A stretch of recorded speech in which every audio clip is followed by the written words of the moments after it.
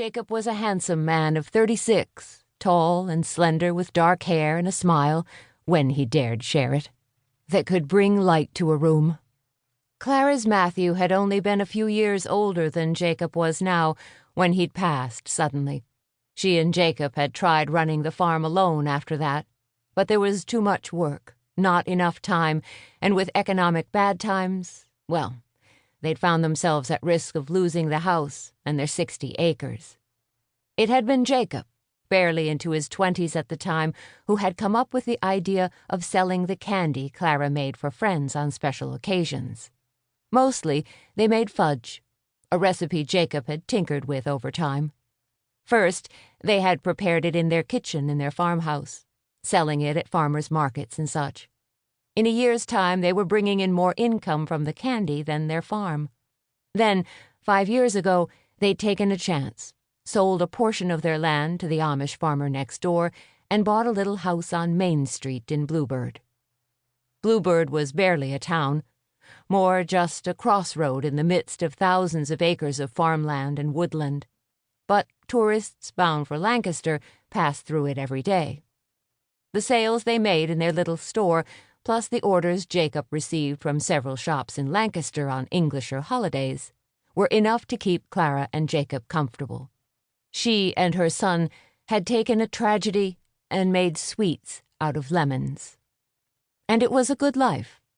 Her one wish, however, before she died, was to see her son wed, and God willing, with children of his own, grandchildren, to keep Clara in her dotage. The bell on the front door jingled, and Clara reached for the notebook where she was keeping notes on all the job applicants. "Ah, our first interview of the morning."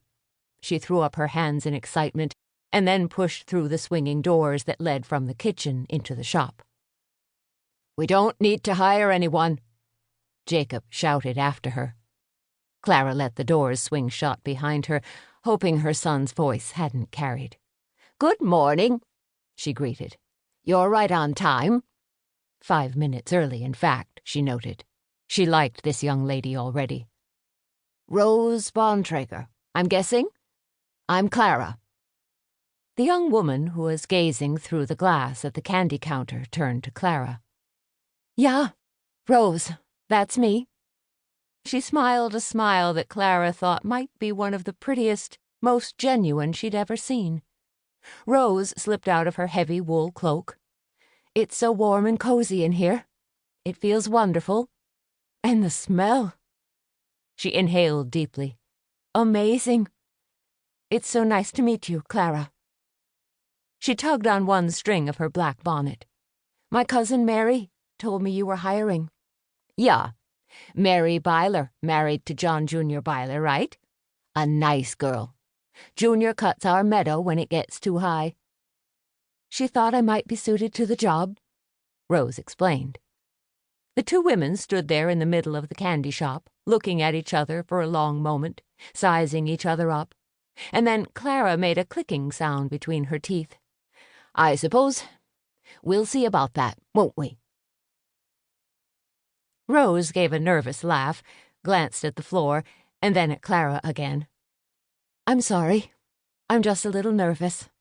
New to town, and I've never interviewed for a job before." "No need to be nervous. You can hang your cloak and bonnet there," she told Rose, pointing to the pegs on the wall Jacob had added for just that purpose. Clara watched Rose hang her outer garments. Rose was small and slender, but not so slender as to seem weak or sickly. And pretty, very pretty, but not so pretty so as to be at risk for suffering from hochmut. A woman too prideful of her looks could be difficult to live with. Better that she have a sweet disposition, though Jacob did like a pretty face. "Come, sit with me," Clara invited, waving her to a little table Jacob had brought from the barn at home. He'd whitewashed it and added darling little mismatched chairs that he'd painted to match. Above the table, on the wall, Clara had added a pastoral painting of an Amish farmyard surrounded by the rolling hills of Lancaster County, planted in alfalfa hay. The nook was a place for customers.